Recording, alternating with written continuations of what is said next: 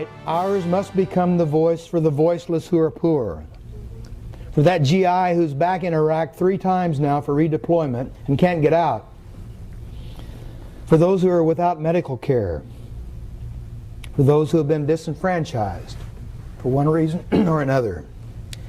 We simply must support one another in our individual, marvelous differences. The hallmark of the recovery of our free spirit lies right there. No one is out. We must speak and we must step out, and if this era requires a return to demonstrations in public, even to civil disobedience, so be it.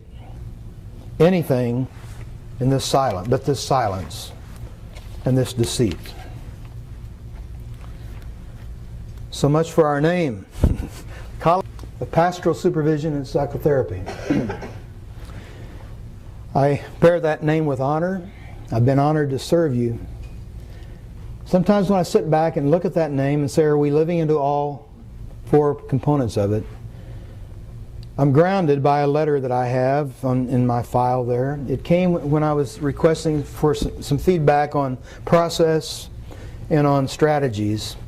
It's a letter that about all 4 parts, about our community, our pastoring, about the big picture, and about our response. I think I've quoted this letter some other time. I'm not sure if it was before you or not, but it doesn't matter. It bears repeating. Part of it reads like this. We are called by God to care for others, to work toward healing our broken world. It is time to move forward into a new tomorrow.